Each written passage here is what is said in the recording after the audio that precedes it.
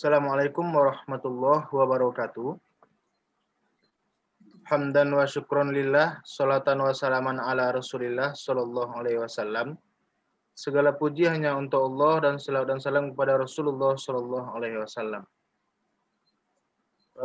Terima kasih kepada Bapak Dr. Ali Asmar MPD yang telah mempersilahkan kami kelompok 4 untuk mempresentasikan materi pembelajaran strategi pembelajaran matematika tentang mengajar matematika khusus yang mana beranggotakan Bapak Andi Suparjo, Ibu Belia Deciku, Ibu Fitri Elvira, dan saya sendiri Husnul Hifzi, dan Ibu Wina Friliza Putri.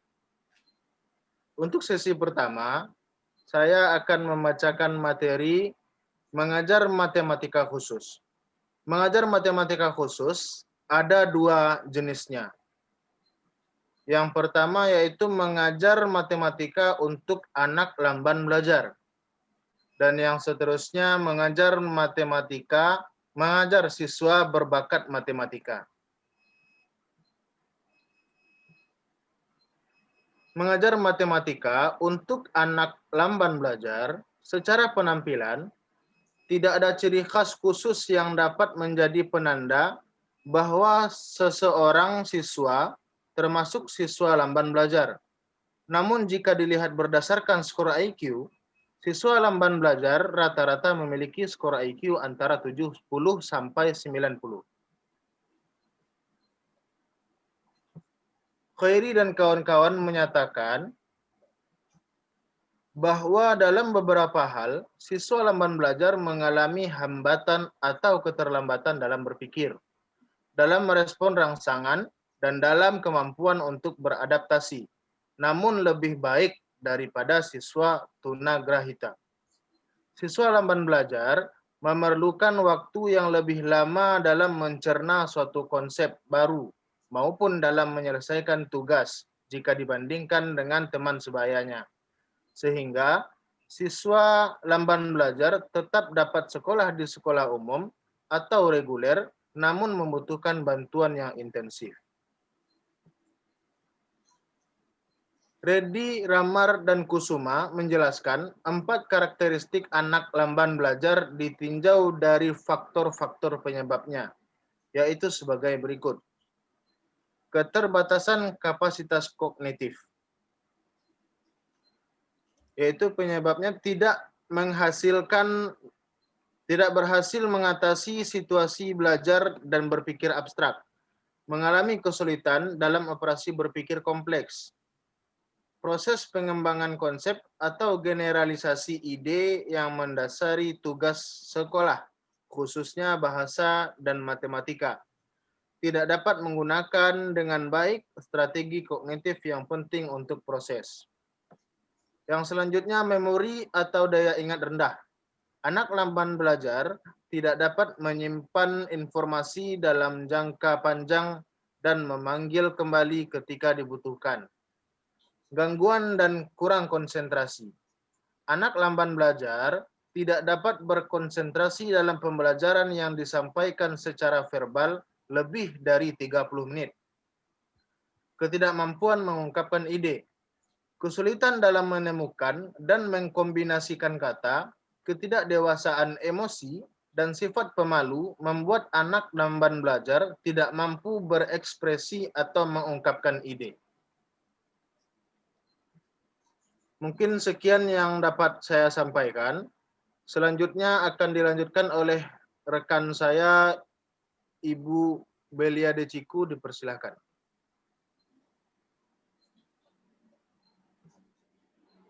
Ucapkan terima kasih kepada Bapak Dr. Ali Asmar selaku dosen pembimbing mata kuliah strategi pembelajaran. Baiklah, saya akan melanjutkan presentasi dari kami kelompok 4. Anak lamban belajar lebih sering menggunakan bahasa tubuh daripada bahasa lisan. Selanjutnya, Bora mengidentifikasi karakteristik dari siswa lamban belajar, yaitu yang pertama, kurang berhasil di sekolah. Kedua, berulang kali tidak dewasa dalam hubungan mereka dengan orang lain. Ketiga, tidak menyelesaikan masalah yang kompleks.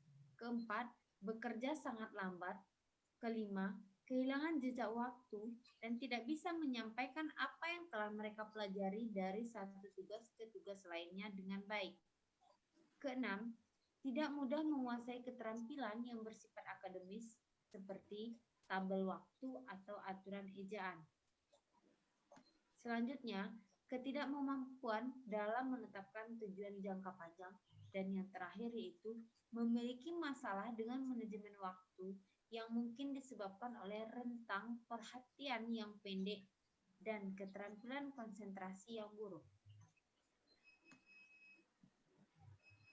Cockcroft menyatakan bahwa matematika perlu diajarkan kepada siswa lamban belajar karena yang pertama, matematika selalu digunakan dalam kehidupan sehari-hari. Kedua, semua bidang studi memerlukan keterampilan matematika yang sesuai. Ketiga, matematika merupakan sarana komunikasi yang kuat, singkat, dan jelas. Keempat, matematika dapat digunakan untuk menyajikan informasi dalam berbagai cara. Kelima, matematika meningkatkan kemampuan berpikir logis, ketelitian, dan kesadaran keruangan. Dan yang terakhir, matematika memberikan kepuasan terhadap usaha pemecahan masalah yang menantang.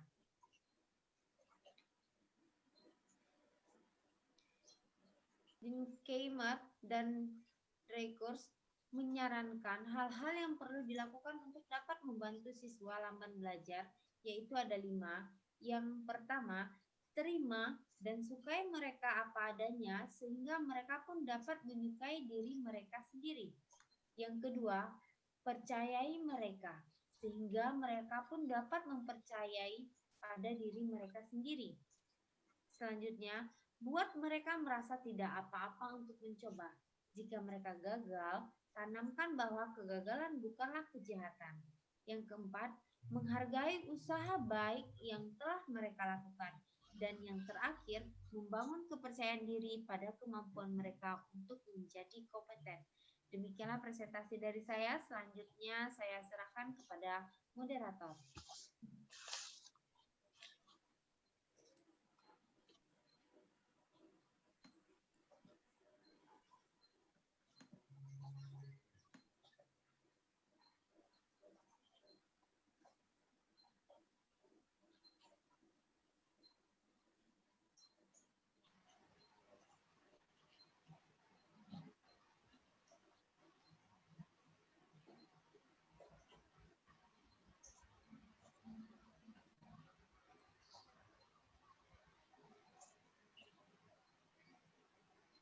Terima kasih kepada Ibu Belia Ciku.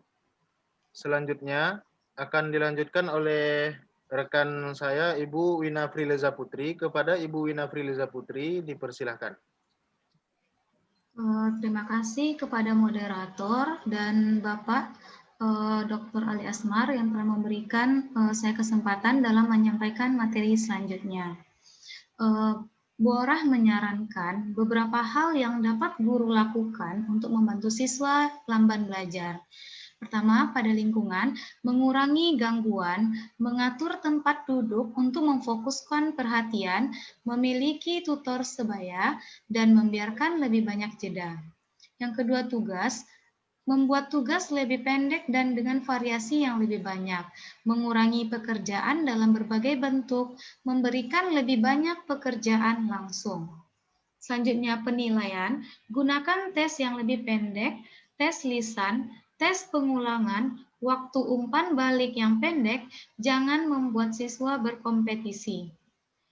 Apa yang harus dihindari? Jangan menggunakan pembelajaran kooperatif yang mengisolasi siswa dan jangan menempatkan dia dalam situasi yang tidak menentu atau tes standar. Tentu saja jangan mengabaikan masalahnya. Selanjutnya, guru perlu mengelompokkan siswa dengan tutornya, mengenali minat yang dimiliki siswa lamban belajar, dan mempercayakan suatu tanggung jawab padanya.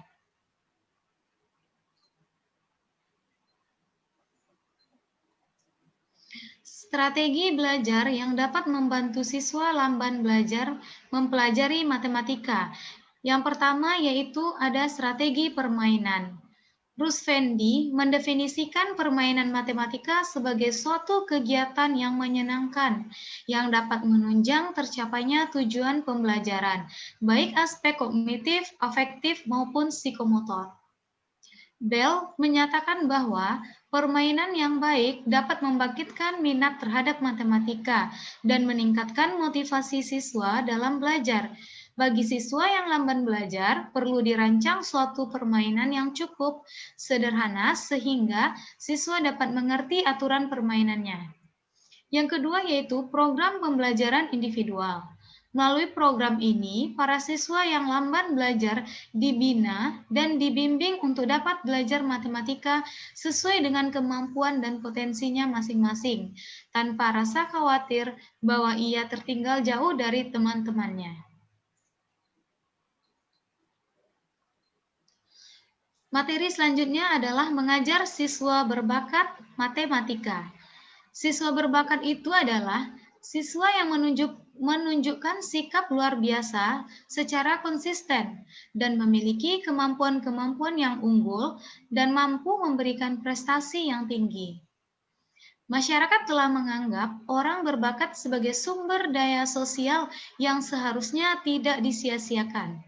Dalam sistem pendidikan, setiap siswa juga memiliki tanggung jawab untuk mengembangkan bakatnya semaksimal mungkin. Baiklah, hanya itu yang saya sampaikan. Saya kembalikan kepada moderator. Terima kasih kepada Ibu Wina. Dan selanjutnya akan dilanjutkan oleh rekan saya, Ibu Fitri Elvira. Kepada Ibu Fitri, dipersilahkan. Baik, terima kasih kepada moderator dan sebelumnya izin kepada Bapak dosen kita, Bapak Dr. Ali Asmar. Baik, saya akan menjelaskan tentang karakter siswa berbakat. Adapun karakter siswa berbakat itu yang pertama dia memiliki intelektual yang baik, secara akademik juga baik, fisik dan sosialnya siswa berbakat itu juga baik. Untuk menghindari atau menghilangkan beberapa kesalahan umum tentang siswa berbakat, kita akan membahas ada 3 poin. Yang pertama, karena siswa berbakat menonjol dalam satu bidang seperti matematika, dia akan tidak memiliki kompeten dalam bidang lainnya. Bukan berarti dia juga memiliki kompeten dalam bidang lainnya. Yang kedua, kesalahan kedua, orang yang berbakat tidak sebagai suatu kelompok cenderung memiliki ciri-ciri fisik di bawah rata-rata, seperti ukuran kecil, penglihatan yang buruk, atau kekurangan fisik. Kesalahan yang ketiga, siswa berbakat tidak cenderung menjadi antisosial atau tidak dewasa secara emosional. Selanjutnya, karakter atau karakteristik siswa berbakat secara intelektual dan akademik. Yang pertama, siswa berbakat cenderung berprestasi baik sebagai besar pada mata pelajaran dan mata pelajaran lainnya. Jadi karakter yang keduanya, siswa yang berbakat secara matematis cukup baik pada tingkat kognitif, analisis, sintesis, dan evaluasi.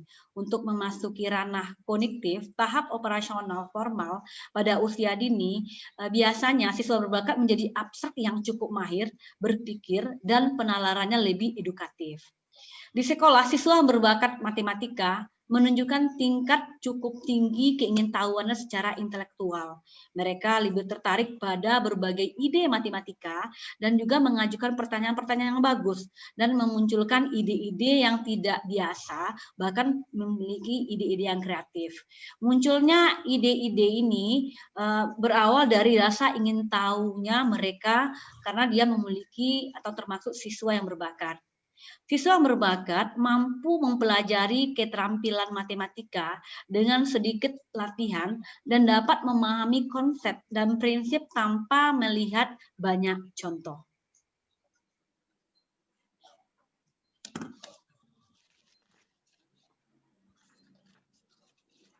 Selanjutnya, karakter fisik dan sosial siswa berbakat.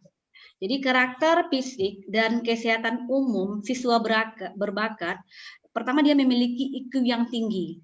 Jadi orang-orang yang berbakat secara fisik menunjukkan bahwa sebagai kelompok siswa berbakat memiliki intelektual yang cenderung superior atau lebih bagus secara fisik karena dipengaruhi oleh nutrisi makanan dan perawatan kesehatan tanpa mempengaruhi dan dapat mempengaruhi kecerdasan. Contohnya, siswa berbakat itu dia memiliki sebagai bukti dia bisa sebagai atlet atau dia memiliki kekuatan yang lebih bagus. Berkenan dengan kemampuan emosional dan menyesuaikan sosial, siswa berbakat secara mental juga berjalan dengan baik. Secara umum, anak berbakat cenderung diterima oleh orang lain. Biasanya di sekolah, anak yang berbakat ini bisa dipilih menjadi ketua kelas, menjadi bendahara, bahkan anak berbakat ini cenderung menjadi ketua OSIS di sekolah-sekolah. Dan juga anak berbakat ini dia juga aktif dalam kegiatan ekstrakurikuler di sekolahnya. Demikianlah pemaparan dari saya. Sekian, saya lanjut kembalikan kepada moderator. Terima kasih kepada Ibu Fitri. Selanjutnya akan dilanjutkan oleh rekan saya, Bapak Andi Suparjo. Kepada Bapak Andi, dipersilahkan. Baik, terima kasih. Saya ucapkan kepada dosen pengampu mata kuliah strategi pembelajaran matematika. Dan terima kasih kepada moderator yang telah memberikan kesempatan kepada saya untuk membawakan presentasi selanjutnya. Selanjutnya saya akan menjelaskan mengenai tentang kebutuhan siswa berbakat. Pada tahun 1960, Asosiasi Pendidikan Nasional memperoleh 11 tujuan umum atau kebutuhan siswa berbakat yang masih berlaku sampai sekarang. Menurut NEA, siswa berbakat perlu 1. Menjadi penasaran secara intelektual, mencari makna, semangat menemukan hubungan baru daripada fakta lama. Yang kedua, meningkatkan kemampuan belajar mandiri, melakukan penelitian kerja dasar, keterampilan belajar, dan metodologi. Yang ketiga, belajar untuk menerapkan berbagai pengetahuan, prinsip, dan solusi dari banyak masalah hidup. Keempat, mengembangkan keluasan atau visi untuk melihat kemungkinan masa depan, realita masa kini, dan warisan masa lalu. Kelima, mengembangkan keterampilan dalam berpikir kritis untuk mendapat hasrat kebenaran dan berpikir terbuka. Keenam, mengembangkan kemampuan kepemimpinan termasuk kebijakan pribadi, menghargai nilai orang lain, keterampilan dalam dinamika kelompok. Ketujuh, memperoleh keterampilan dalam evaluasi diri. 8. Menyadari tanggung jawab serta kekuatan ilmu. 9. Memperluas setiap kecenderungan kreativitas dari berbagai jenis. 10. Memiliki keterampilan yang sempurna dalam berkomunikasi. 11. Merasakan implikasi perubahan. Kegiatan belajar mengajar untuk siswa berbakat yang selanjutnya adalah siswa berbakat cenderung termotivasi dengan baik, memiliki berbagai minat, terpesona dengan aktivitas imajinatif, dan belajar lebih cepat dari kebanyakan siswa lainnya. Untuk memanfaatkan minat dan kemampuan mereka, siswa berbakat harus diajarkan oleh guru yang menggunakan berbagai macam model pengajaran. Ada discovery learning, inquiry learning, dan lain sebagainya.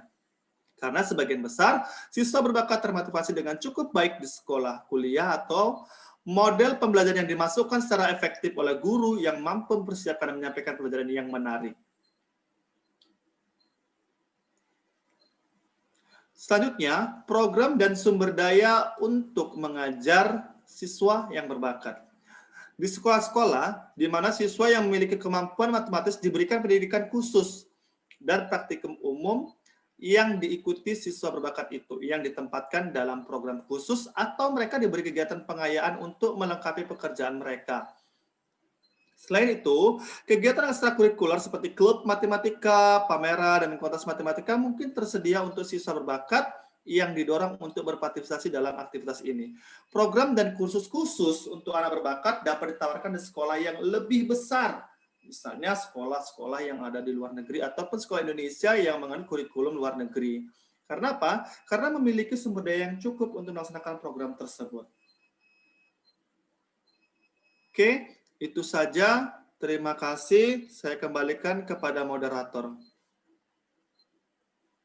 Selanjutnya, di antara banyak adaptasi yang telah digagas, sekolah adalah yang pertama menyediakan kursus dan proyek matematika lanjutan khusus untuk siswa berbakat. Yang kedua, menawarkan khusus penempatan lanjutan bagi siswa berbakat yang akan kuliah di perguruan tinggi. Yang ketiga, memberi hadiah kepada siswa berbakat untuk mengambil kursus di perguruan tinggi bagi siswa sekolah menengah.